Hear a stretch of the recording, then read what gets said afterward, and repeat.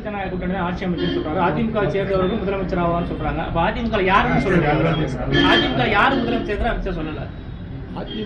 அதிமுக தலைமையில தான் முதலமைச்சர் சொல்லிட்டாரு, அமித்ஷா சொல்லிட்டாரு. அதை நம்ம எப்படி பார்க்கலாம்.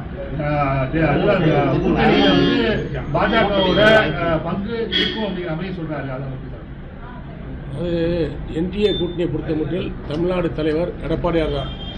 இது என்டிஏனுடைய தேசிய தலைமையில் எடுக்கப்பட்ட முடிவு. தமிழ்நாட்டுடைய அனைத்து அதிமுகவுடைய பொதுச் செயலர் எடப்பாடியாரால் ஏற்றுக்கொள்ளப்பட்ட முடிவு. இதில் வந்து பிரிகேடியர் கட்டளை தளபதி எடப்பாடியார் தான்.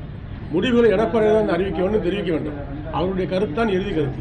கூட்டணி கட்சியில அமித்ஷா சொல்லியிருக்காருல்ல, அது எப்படி பாக்க எடப்பாடிங்கிற பேரையே அவர் மென்ஷன் பண்ணாம சொல்லியிருக்காரு. அவர் எந்த அர்த்தத்தில் சொன்னார், எதுக்கு சொன்னார், இதெல்லாம் எனக்கு தெரியாது. நீங்க இப்ப கேட்குறீங்க. இப்போ தானே சொன்னாங்க அதிமுக முதலமைச்சர் சொன்னாலும் எடப்பாடி தான் ஆட்சி, எடப்பாடி தான் முதலமைச்சர். அதான் அர்த்தம், அதுதான் கருத்து.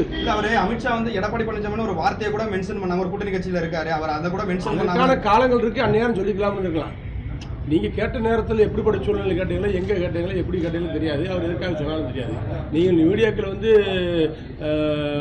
வளைச்சு கேட்பீங்க. அதுல ஏதாவது வார்த்தையுடைய இது இருக்கலாம். இது வரைக்கும் தமிழ்நாட்டில் வந்து கூட்டணி ஆட்சி அமைச்சது கிடையாது. கூட்டணி ஆட்சியில வந்து பாஜக அங்கம் வகிக்கும்னு சொல்லியிருக்காரு. எதுவாக இருந்தாலும் கட்டளை தளபதி அதிமுகவுடைய கட்டளை தளபதி, என்டிஏ கூட்டணியுடைய கட்டளை தளபதி, பிரிகேடியர் என்று சொல்லக்கூடிய தளபதி எங்களுடைய அதிமுக பொதுச்செயலர் எடப்பாடியார் தான்.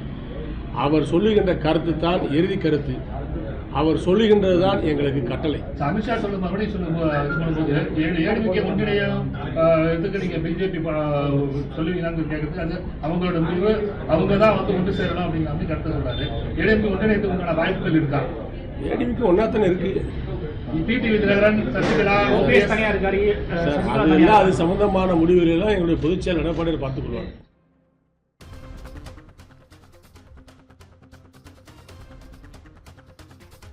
அதிமுகவை சேர்ந்தவர் தான் முதலமைச்சர் என அமித்ஷா கூறினால் அது இபிஎஸ் தான் என ராஜேந்திர பாலாஜி தற்பொழுது செய்தியாளர்கள் சந்திப்பில் கூறியுள்ளது குறிப்பிடத்தக்கது.